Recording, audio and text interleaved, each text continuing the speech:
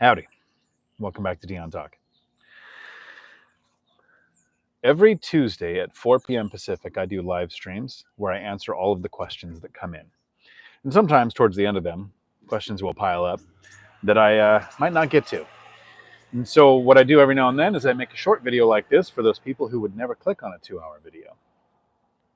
This question comes from Riley, and I appreciate the questions because the questions is where the content comes from. There are things I'd like to talk about, but I like to know what you guys want to know. And Riley asks, when did you transition from paying all your cash flow on your rental property to actually using it as spending money? And this is a good question because when do we start spending the profit from our investments? Now, you might start and grow a business. You might invest in stocks or crypto. You might invest in real estate. You might do a blend and invest in a little of each. There is no one right way to do this, but there is a one right way for you. For me, it was real estate. I didn't start investing until I was 40. I wanted a shorter time scale, so I didn't have decades for compound interest to do its thing, and I am definitely not an entrepreneur. I failed at that a couple of times. I have failed at that as many times as I have failed at marriage, which were all my fault, by the way. So first, when do we start spending the profit on our investments? And when it comes to things like real estate, you need to understand what profit is. Right? If you're starting and growing a business, most of your money is going to go back into your business. If you're starting and investing in stocks or dividend stocks, you have to think of taxes, reinvesting, cost of acquiring it, like you're going to sell assets or are you going to use margin. You have to use the money in the way that makes sense for your situation. And so with real estate, if you rent out a property for $1,000 a month, that doesn't mean you have $1,000 a month to spend, right? You have property taxes, you have insurance, you're going to have upkeep and vacancy in the future. Some people have a mortgage, so you have principal and interest to pay back on the money that you borrowed to acquire the asset. So we set aside all of the money for expenses like principal, interest, taxes, insurance, and we set aside for repairs, maintenance, and vacancy. So out of that $1,000, you might have $100 or $150 that is yours. You know, about as much money as your property manager makes, who often makes more than the owner. So for me, when did I touch the money? When did I start spending it? That's the point of this question from Riley. Azul is a content creator on YouTube. He's got a great channel. He invested in stocks, very different method than me. But I watch him for his content, kind of like I watch Joe Kuhn. I don't invest in stocks, but I learn from both of them. And in a recent video, Azul was talking about 5 mistakes that investors make. And one of the mistakes, the very first one he talked about, was not test driving your budget before you retire. Very hard to do with stocks, right? It's possible, but it's hard. Hard to do with the business too, because your expenses, your profit and loss, and your balance sheet kind of tend to change very randomly. With real estate, I actually had a kind of an easier way to test drive my budget.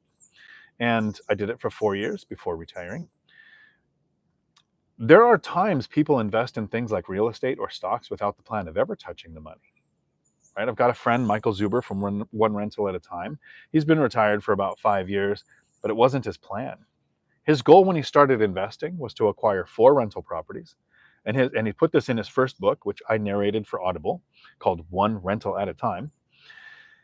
His goal was if he got 4 rentals, that when he retired, his retirement would be better. Doesn't sound like he intended on spending any of that money until he retired, which when he started investing, I think he was planning on retiring at 50 or older, ended up retiring at like 46. So my goal when I started investing wasn't financial freedom. It wasn't to retire early. That's the end result. I retired at 52 after 12 years of investing. But my goal, like the starting out strategy, was to do this thing that was very important to me. It was not to create generational wealth. I actually think that's kind of a mistake. It wasn't to retire early. I thought to do the most important thing I can do for my kids, because I had 3, right? I was a single parent with 3 kids, got laid off from law enforcement because of the 2008 housing crash, because everybody knows when there's a recession, we don't have crime anymore, so we don't need cops.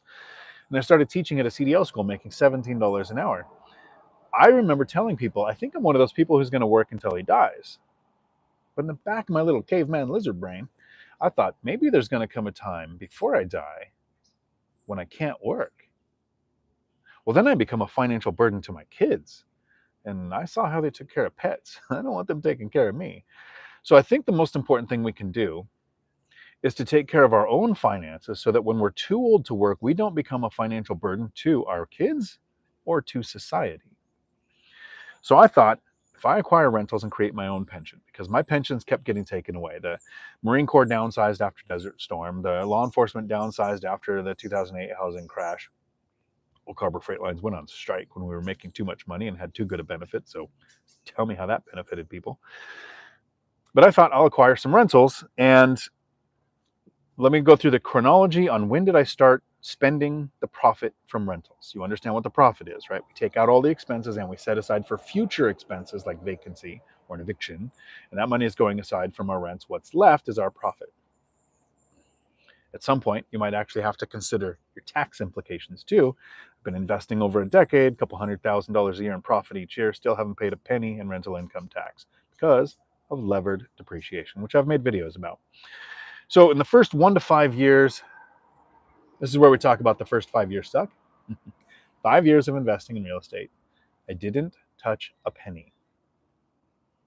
Every, I want to say ounce, but it was pennies that came in because it wasn't a lot. So it sounds real disciplined to go 5 years, I didn't touch a penny. But it was 5 years of not a lot of money coming in. We don't start making a lot of profit when we first start investing in real estate, especially since I wasn't making a lot of money and I was house hacking to reduce my biggest expense so I can invest more.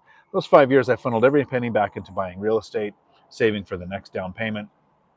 I went those 5 years, I think year 6 or 7. This is when I started to see the income snowball.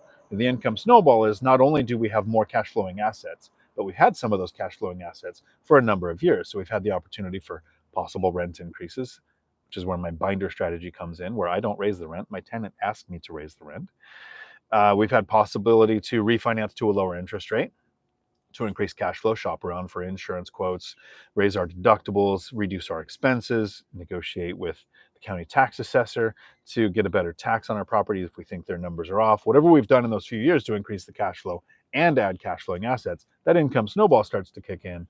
And it was at about year 7 where I remember the math of my cash flow from my rentals was around $2,700 a month, right after 7 years of investing. So this doesn't happen overnight. Remember, investing in real estate is a get-rich-quick scheme. The trick is teaching people that 10 years is quick. As a police officer in a tiny little town in Washington before the 2008 housing crash, my take-home pay was $1,300 a month every other week. So $1,300, I was making $2,600 in take-home every month. And my rentals, after investing for about 7 years, was $2,700 a month in cash flow that I didn't have to sell my life for 1 hour at a time. At this point, I still didn't touch a penny from cash flow to use as spending money, as per Riley's question. I funneled it all back into the next thing. I made a huge mistake. I paid off my lowest amount mortgage, which was my highest interest rate. So it covered the debt snowball and the debt avalanche.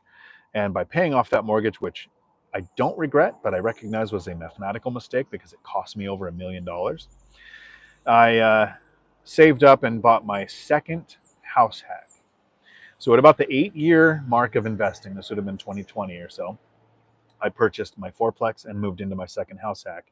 And this had a huge impact on my cash flow, right? I was making $2,700 from rentals. Moving into the fourplex, it cash flowed $1,700 a month. So I was getting paid $1,700 a month to live in my fourplex. And then I was able to rent out the unit in my duplex that I was house hacking, which added $800. So that one move added $2,500 a month. So $2,700 was my cash flow plus $2,500 from one move. I was now making over $5,000 a month, spending less than $4,000.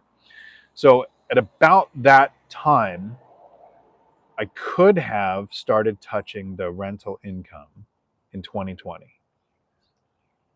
as spending money, but I didn't. because of all of the things that happened in 2020, right? We had a pandemic, we had an eviction moratorium, we had forbearance. The CARES Act came out and they said you could take out up to $100,000 from your retirement account and not pay a penalty. So I did that and bought a triplex, which increased my cash flow again. And so in 2020, this is where I started what I call my litmus test, my test driving the budget, as Azul would put it. And from when I hit the income snowball about 2018 to 2022, so I think I'm messing up the chronology here. I want to make this sure I get this right because I just want to be transparent and say this is how it worked for me.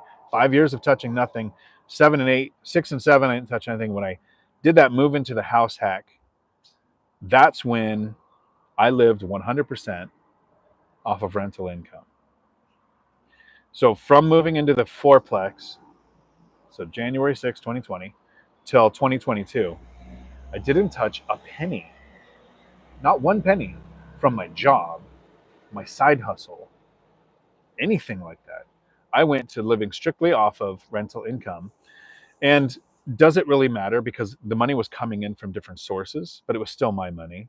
It was still after expenses, after setting aside, after paying taxes. This was the money that was left. Does it really matter where it came from? But what I was really doing is running a mental exercise all the way up until 2022 when I retired. How many years has I gone by to test driving my budget where I didn't need my job, right? And if I look at how much I actually spent from rental income or W-2, it had been years since I had spent enough that I would have needed more money from my rentals or had to go back to work. So when I retired in 2022, I had years of knowing I don't need my job. And in that time, in 2021, I added another duplex. When the 2020 eviction moratorium ended, I used the binder strategy and got a massive rent increase. All my tenants asked for somewhere between a 20 and 28% increase to rents. So cash flow increased again. I refinanced all my mortgages that I had in 2020 to a lower interest rate because of what was going on. So there were several steps there. But even then, with increased cash flow, I didn't just go, I can retire now. I had a couple of years of not needing that job, letting the money pile up. And yes, after I retired, the money continued to pile up, and I ended up buying this duplex with that terrible view behind me where I have to deal with all these birds in the trees making all this noise all the time. It's terrible. I have an eagle that lives in that one. I think he has a name. I should know it. I don't. I hope this answers Riley's question, and I hope sharing a little bit of my story helps you with your story. Again, if you want your questions answered during a live stream, because I don't see the questions here on my phone, every Tuesday, 4 p.m. Pacific, I do the questions as long as the questions answer. Name him Bob. But what about Bob? Let's see if there are any questions here that I can read. Cody did a super chat. I send rental profits when Dion goes live. There you go. Thank you for the super chat. Chester, Luke. Howdy. This will be the only question I handle. I think I saw it was a bigger one, so I'll say howdy to everybody else. Aloha. Is that Riley there? Is that Riley? Yes. Perfect. Would you walk a property you have terms to purchase even if you do not know what you're looking for? Should I just get an inspection? First, I've got an inspection on every single property, and I know what I'm looking for. Oh, there goes the ferry. I think I'm going to walk over there and take the ferry and watch a movie today. This retired life is rough. I have never walked a property before making an offer. So I've gone under contract on all of my properties that I've purchased, sight unseen. I think I came and looked at this one to try to figure out what it was, but I had a verbal commitment, email written commitment that they would take my offer. That's when me and Millennial Mike drove out here. So even if I walk it, I've been an investor for 12 years. I don't know what I'm looking for. Like lumberjack landlord, Matt, knows what he's doing. He's got the experience. He's ran the cruise. He can do it without an inspection. I don't. I still get an inspection. I'm going to get an inspection on the next one. So I'll still walk the property. There are things that I might notice about a property that an inspection won't point out. Right? Inspections don't usually go half a property away. There are these massive power lines that make this buzzing sound all day. Or that club over there looks like it's probably loud at night, right? The inspection is going to be about your property, maybe not about the local environment. So I like to go walk it. I like to walk the property once I'm under contract because it gives me a chance to interact with tenants to find out, is this a property I even want to own? Will you find out things like the tenant said In my lease, it doesn't say this, but my deposit, since I didn't have it, we increased the rent a couple $100 a month so that first year my deposit was included. And next year my rent should come down a couple $100. Didn't have any way of knowing that except for interacting with the tenant. So yes, I still walk the properties, but I don't walk them before I go under contract. I hope you all have what day is today? It's Friday? A weekend full of amazing. And on Tuesday, tell me what you did this weekend that was so amazing you were glad it was the weekend. Because when you retire, you don't get to have weekends anymore. You just know, okay, it's the weekend. I think I'm going to avoid the places where all the people go because you can do all that stuff during the week.